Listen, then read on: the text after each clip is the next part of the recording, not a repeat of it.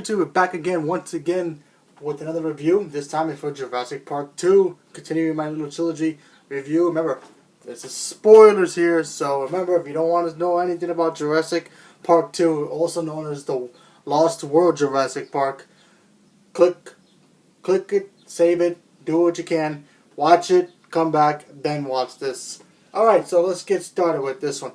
This is basically the sequel to the 1994 version of Jurassic Park, entitled Jurassic Park: The Lost World. Okay, so basically this movie starts completely different from what the other one went, and I like that about that a lot.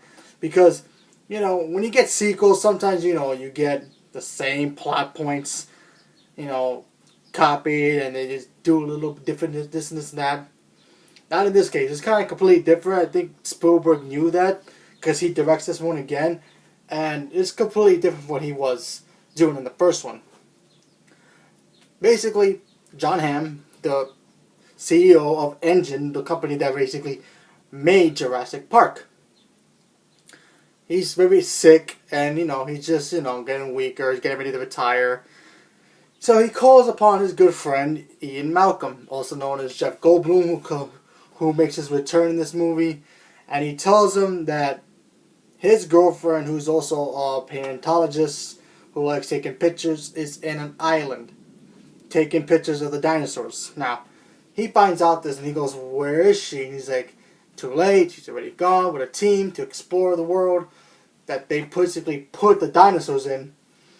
And he has a mission to go in there and find her and bring her back, because he knows, you know, you go anywhere near dinosaurs, shit happens. Basically, you know, so he didn't want to go through that again. So now he's on a rescue mission to save his girlfriend. And what can be worse than trying to save your girlfriend? Well, basically his daughter comes along for the ride. Yeah, she basically stole away in one of the vehicles that they take to go to the new island. And I like about the vehicles in this movie, because it's Mercedes-Benz. Apparently they're good friends at Universal and Mercedes. All the vehicles are Mercedes-Benz, put it that way.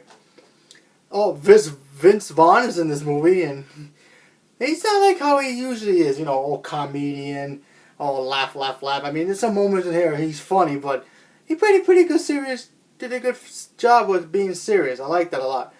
So basically, they go on this island, and they need to figure out why Engine is sending a team to take the dinosaurs. Now, my question was, and when I saw this movie, I rewatched it again a couple of days ago, and got me thinking, why are there dinosaurs in the island?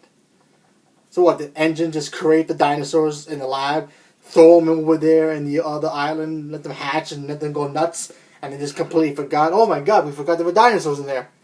No explanation. They just go to an island, there's dinosaurs, no explanation how they got there. So basically, Engine's sends a team to go after the dinosaurs, to bring them back to the facility in San Diego, to basically, you know, show them off to the world, because they're making another park in San Diego, you know, their version of what the island was, you know, more closer to home, so people can see this, and then eventually go to the big island where all the other dinosaurs are at, so they can spend more cha-ching, you know what I mean? So, yep, and, you know, it's basically the corporate bad guys are Engine, and, you know, they just want to make money. That's all they care about. They just using these dinosaurs, you know, torturing them, doing what they can. So Jeff Goldblum's character, he's trying to basically get the hell out of there. He doesn't really care, but then he notices that, you know, they want to bring these dinosaurs to, basically, to the public's eye. And he's like, you know what, that's a bad idea, because even he had experience of seeing dinosaurs up close and personal, and he almost got himself killed in the first one. So, you know, he's decided that, you know what, I'm going to try to stop these guys. So that stuff goes down, they do what they have to do. And more trouble comes, because, you know, there's not one, there's not two, but there's 3 T-Rexes here. There's a baby T-Rex, mom, and a dad. And that's basically the grand prize of what they want. They want to take the T-Rex. So they get this guy who's basically the world's greatest hunter.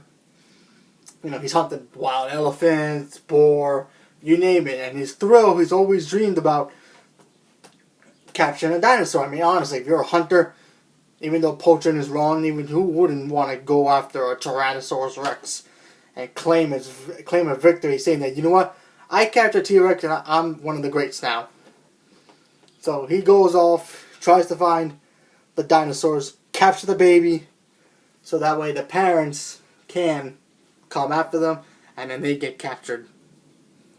So Ian finds the baby dinosaur, baby T-Rex, takes it back to one of the trailers, and this is by far one of my favorite scenes in this movie.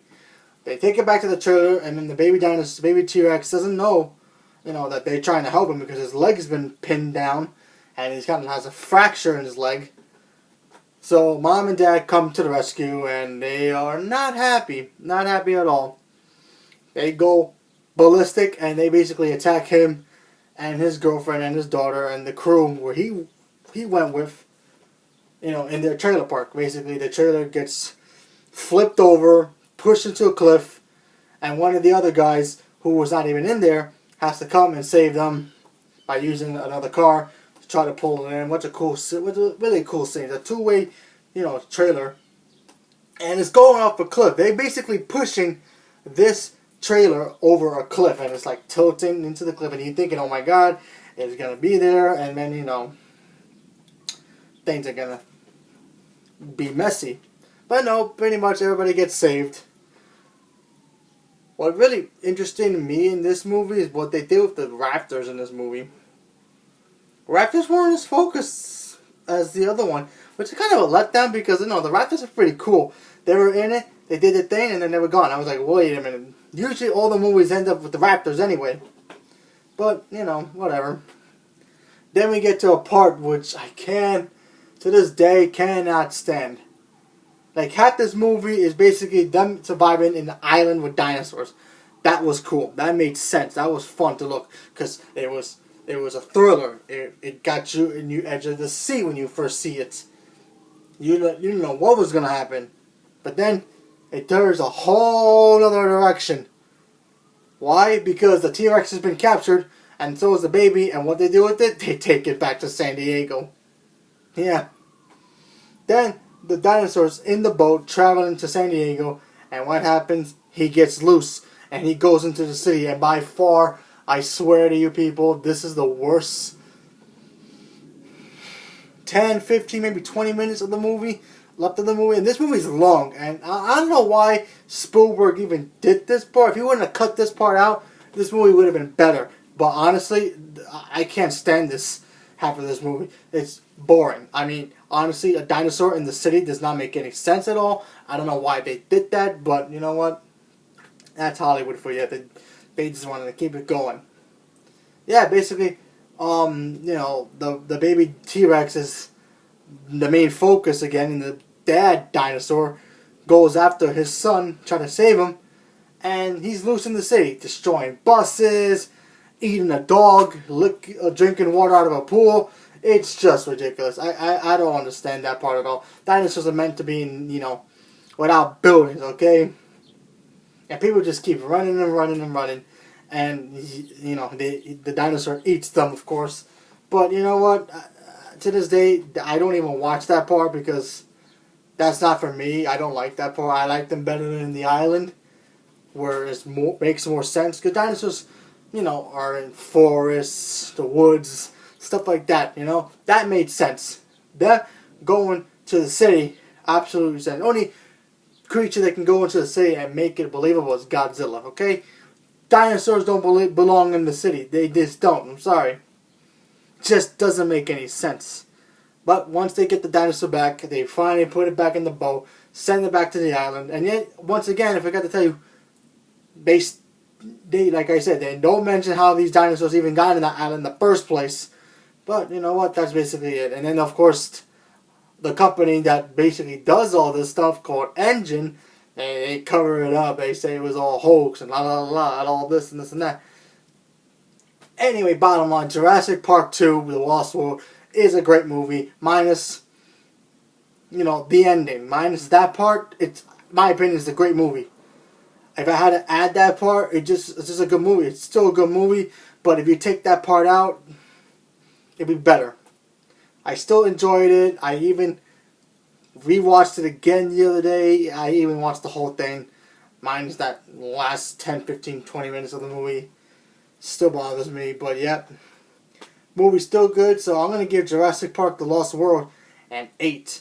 That's right. So, that's my review for number 2. One more to go, people. And then, of course, I have maybe tonight or maybe tomorrow, I'll go see Jurassic World. And hopefully compare them all to you so that you know what it is. So let me know, did you ever see Jurassic Park 2? And did you like it better than the first one? Do I like it better than the first one? In some way, yes. In some way, I don't. There are moments in this movie I do, because it focuses more on the dinosaurs. There's no, wires blocking them for getting out. They're in, an island where dinosaurs should be, loose in the wild. People go there, they take them, and they bring them back. But yeah, when they escape in the city, this makes no sense to me at all. But you know what? If they took that part out, I think it would have been a better film, in my opinion. But what can you do?